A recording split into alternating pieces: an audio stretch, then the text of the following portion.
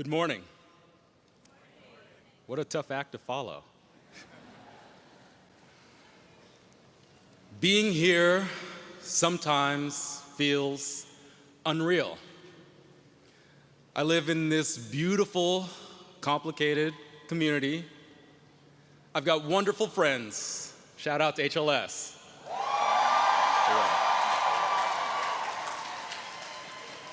Kind-hearted professors have taught me so much more than just the law.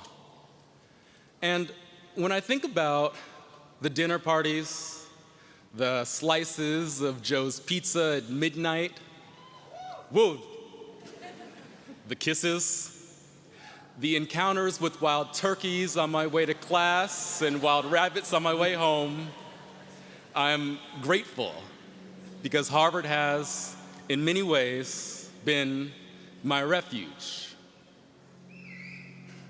But not so much this year.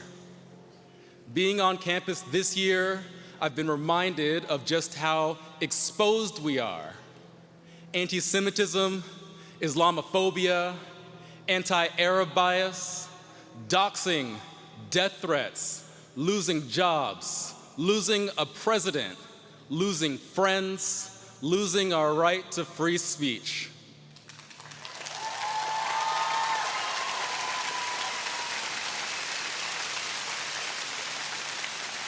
I had bought into the myth that that kind of stuff wasn't supposed to happen here. I thought that in our little bubble we would be safe. I thought that Harvard was a shield and that all the things that we are, well-educated, hardworking, successful, even beautiful, would protect us from the problems of the world. But I was wrong. Now, our choice is to either be upset about our vulnerability or to use that as a basis for connecting with others. And that choice will manifest in pivotal moments when people will look to us for guidance. For better or for worse, we will be decision makers and we will have discretion. Over and over, we will bear responsibility for making decisions that will change other people's lives. Think about just some of the people whose lives we may help shape. Women dealing with the fallout of having their reproductive rights stripped.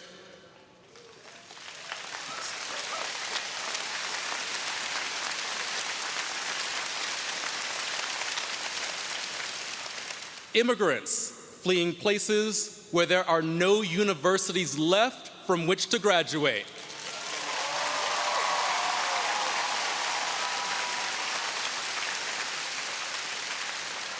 Trans and queer people forced to hide who they are.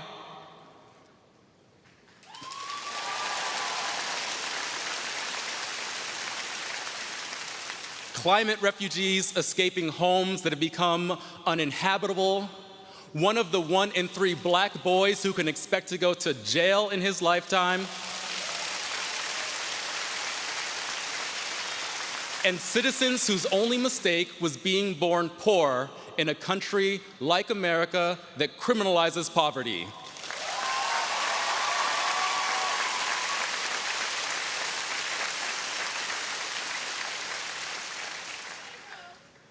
No matter what jobs we get, in our lives and in our careers, we will encounter these people and others in circumstances they did not choose.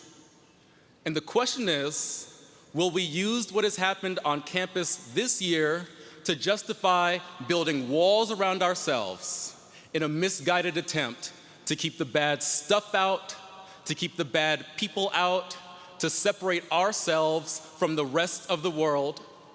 Or will we seek out and build relationships with people who do not have our privilege and with whom we disagree?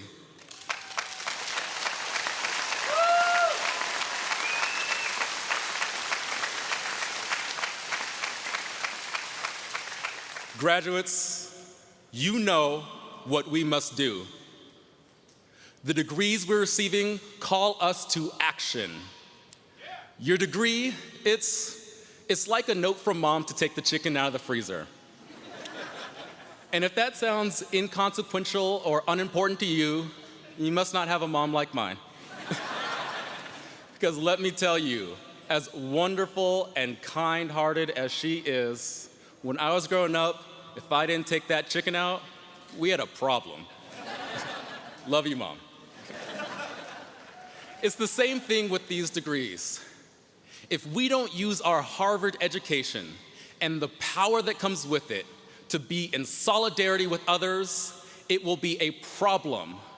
And not only will we disappoint our families, but we will fail to fulfill our obligation to use this education to make the world more just and more compassionate.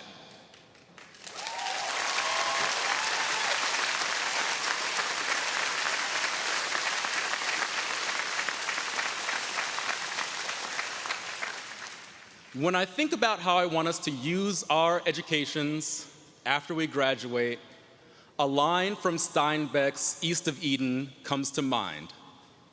Now that you don't have to be perfect, you can be good. But I say we must be good, and that might be different than what we're used to. Striving to be perfect, that's what got us to Harvard and what got us to this day. We are here in part because we have learned how to work incredibly hard and because we know what it takes to be successful. But there's a difference between working hard and doing good. And there's a difference between being successful and being good. Now, thanks.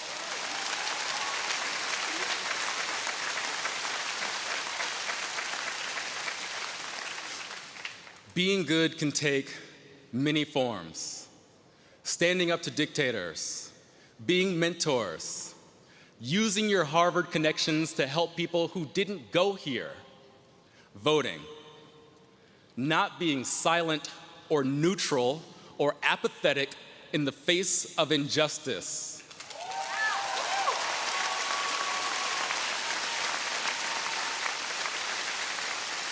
And to that end, speaking out against the fact that America has 5% of the world's population, but incarcerates 20% of the world's prisoners.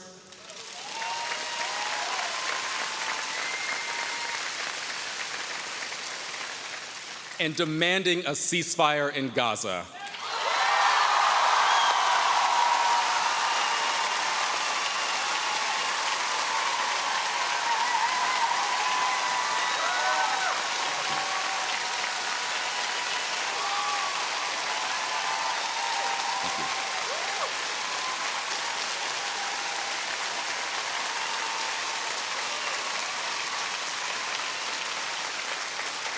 Now,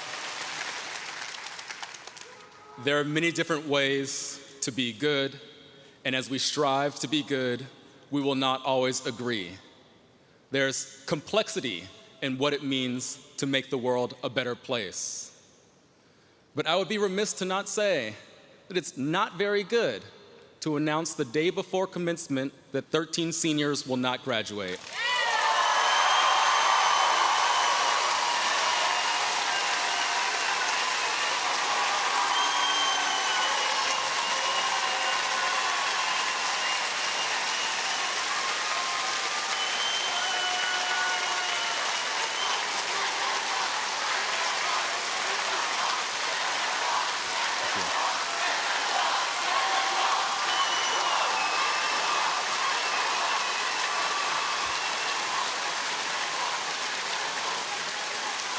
But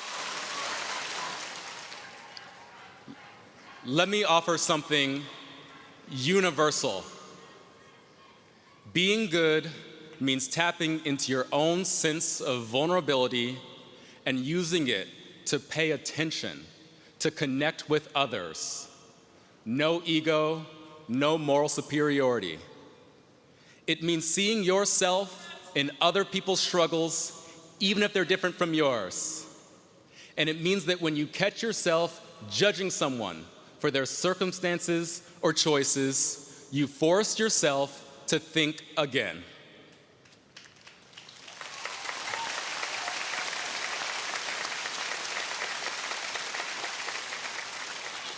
The times that we are in call for us to no longer seek refuge in ivory towers and in gated communities.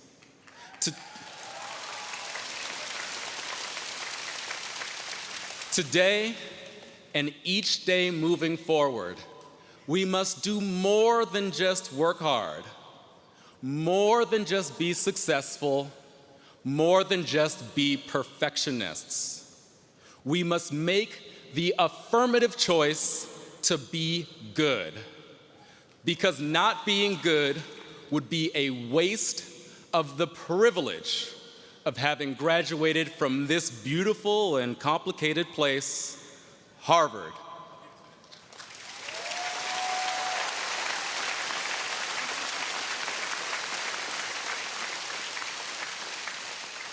Godspeed, congratulations, and go do good.